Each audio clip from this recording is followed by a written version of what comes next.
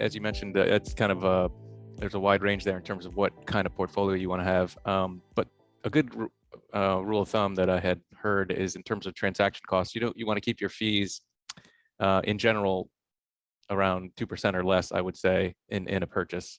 So just to put some numbers on that, for example, if you're paying $10 for the transaction for the purchase, that would put you at about a $500 initial investment would and you'd be paying 2% there. But a lot of brokers, those numbers have come down a lot, and there's it's not too hard to find brokers that don't charge anything. I think I have 3 accounts. I don't think I pay any transaction costs.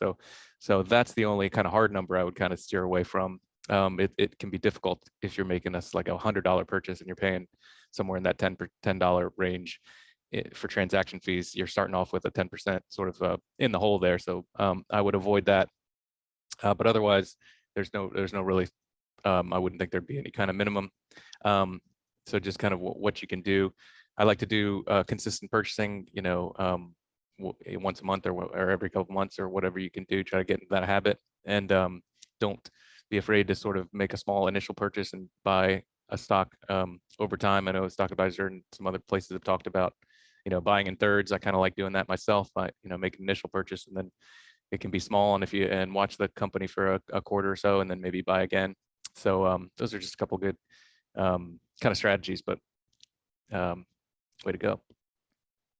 Yeah, it's amazing to me just how much that answer has changed over time. It used to be when you were dealing with, even a $9.95 stock commission, it really imposes a pretty high minimum on getting yourself a diversified portfolio. And now that you've got 0 commission plus availability fractional shares plus all kinds of things that really, it really is geared towards the smaller investor right now. And you can get started with a diversified portfolio so much more easily than you used to have to jump through a whole bunch of bells and whistles in order to find workarounds to get yourself diversification. And even then, like Dimitri was going through with the math, you kind of still had to do the math and figure out, okay, am I blowing too much of my investment capital up front on expenses? So much that even if I perform well and beat the market, that I'm still not going to end up ahead because basically my broker made more money off me than I made for myself. That's just something that, it is kind of the positive end of what we've seen in the brokerage community. And so I think that's a really good thing.